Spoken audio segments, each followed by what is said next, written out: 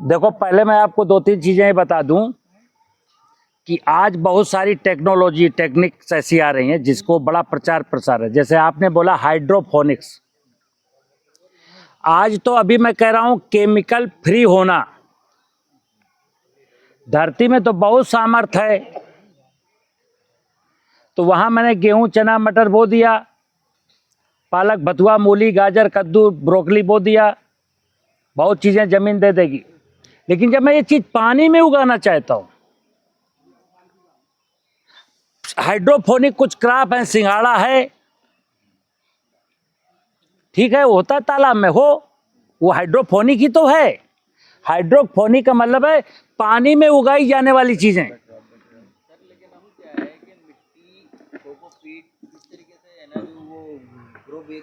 आप सुनिए पहले मेरी बात, अब मेरी पहले बात सुनो पूरी। आज आदमी कैसा हो गया, शहर में जाके देख सकते हो, 200 गज का प्लाट लेता है, जहां उसको गमला रखना है उस जमीन में टाइल्स लगवा देता है, फिर गमले 100 लाता है, फिर मिट्टी खरीदता है, फिर गोबर की खाद ढूंढता है। तुमको गमलों का इतना ही शौक था तो जहां जहां गमले रखे हो उतना स्थान कच्चा छोड़ देते मेरे यार। मेंटली हैंडीकैप बिल्कुल हो गए हो क्या? मतलब गमलों से भी मोहब्बत है, धरती से नफरत है। पहले मेरी बात सुनिए,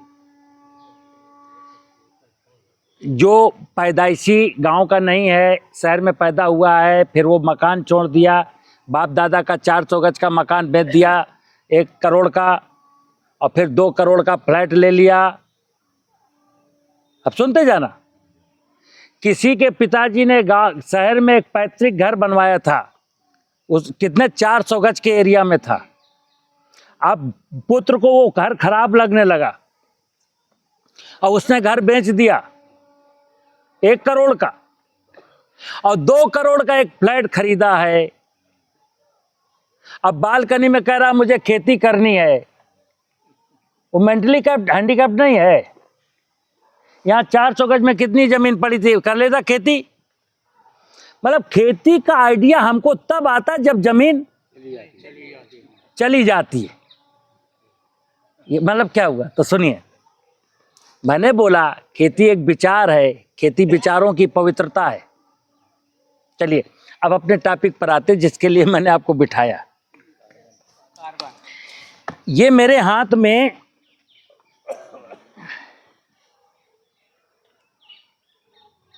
ये क्या है?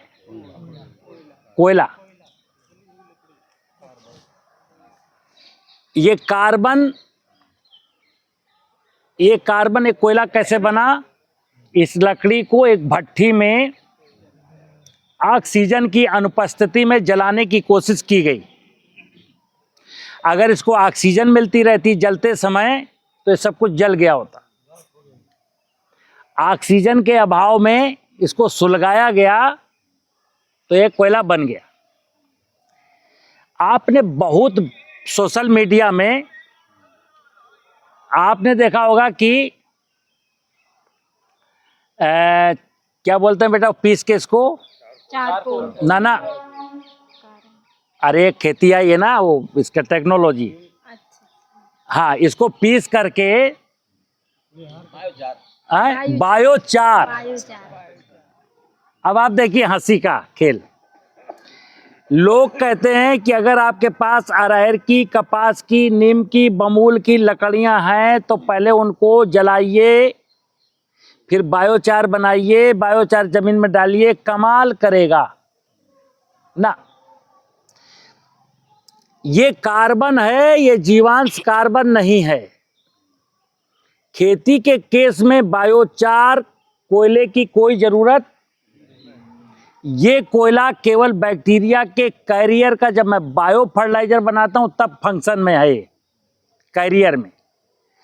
खेती में कोयला डालना ये बेवकूफी है, क्योंकि किसी पत्ती का तो कोयला नहीं बना सकते।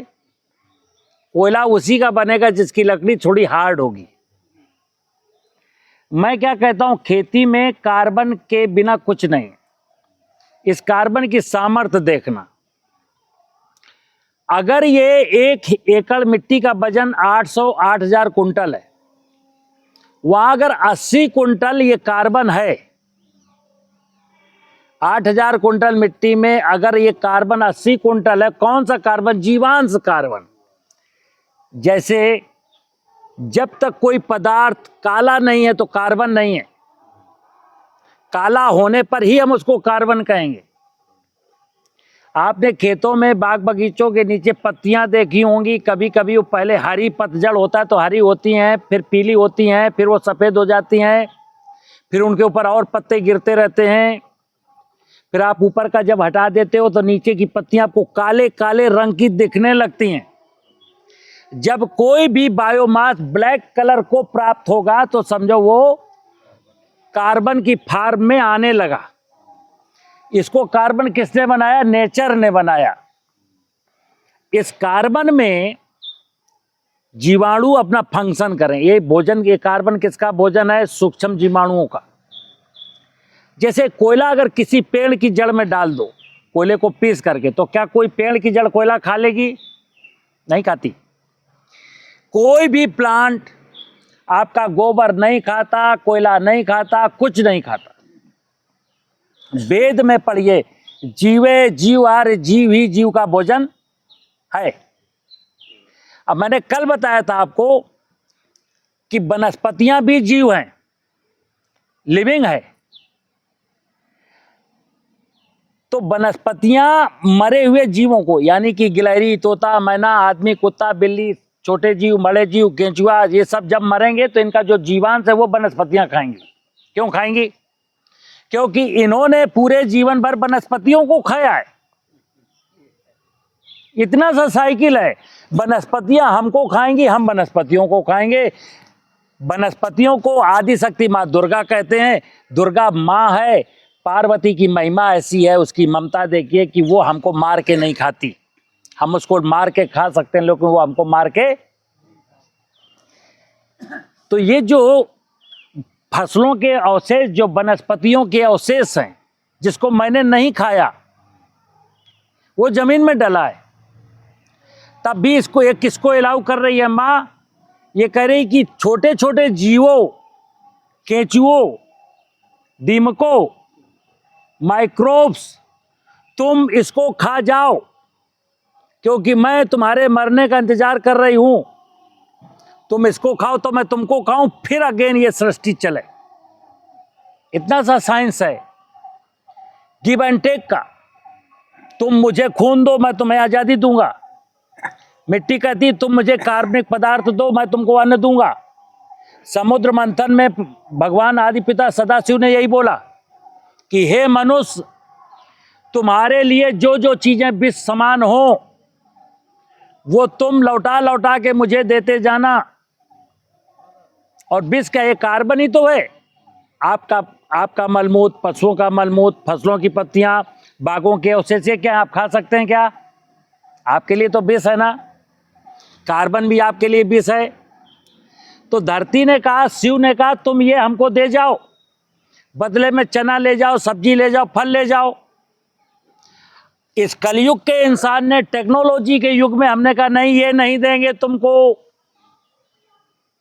अब तो मैं ये नदी में बहाऊंगा, अब ये विष्णु भगवान को दूंगा। हे शिव, तुझको मैंने बहुत दिनों तक दिया, अब ये विष्णु को दूंगा, या आग लगाऊंगा तो ब्रह्मा जी को दूंगा। ब्रह्मा जी को ये प्रदूषण पसंद नहीं है, विष्णु को ये प्रदूषण पसंद। विष्णु भगवान क्षीर सागर में रहते हैं, तुमने कहा विष्णु भगवान के पानी को भी गंदा करूंगा। ब्रह्मा जी बिल्कुल नीट एंड निर्मल वायुमंडल में रहना चाहते, तुमने कहा इसको भी मैं धुआं से भर दूंगा। शिव कह रहा मुझे दे जा, मुझे दे जा। मैंने कहा तुझे नहीं दूंगा। तो शिव ने कहा ठीक है, तू मुझे ये नहीं देगा तो मैं तुझे वो नहीं दूंगा जो मुझे देना चाहिए। क्या आशीर्वाद। आपने शिव का कैलेंडर देखा है? एक हाथ में डमरू, एक हाथ में त्रिशूल है। जब शिव आपसे खुश होते हैं तो डमरू बजाते हैं, और जब शिव आपसे नाराज होते हैं तो तांडव नृत्य करते हैं। त्रिशूल लेके तांडव नृत्य का मतलब है अब महाकाल जाग गया है, अब किसी को छोड़ेगा नहीं। माहौल तो वही है, महाकाल जाग गया है, सबका हो रहा है कल्याण।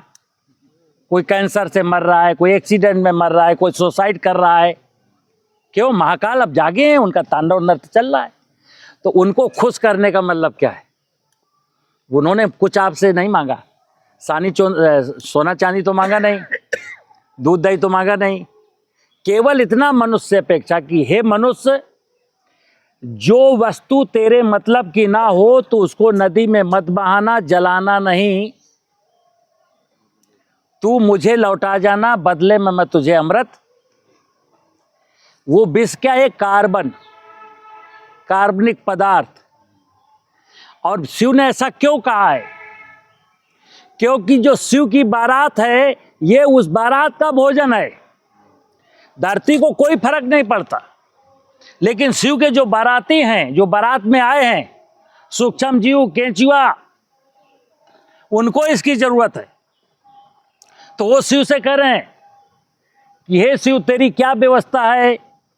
बारात कह रही है कि तुमने मुझे बुला लिया है, मुझे भोजन नहीं मिल रहा है। तो वो शिव इंसान से कह रहा, हे इंसान, चेत जा, तू विष यहाँ ले आ। देख, समुद्र मंथन का विष भी मैंने पिया था। लेकिन हम इंसान कैसे हो गए? हे शिव, जाग जा, अब टेक्नोलॉजी का युग आ गया है, अब तू इस विष के चुतिया पे मैं क्यों फंसा है? तू मुझे इंसेक्टिसाइड ले ले, मैं और खतरनाक विष दे सकता हूँ, लेकिन ये वाला नहीं दूंगा। नमस्कार।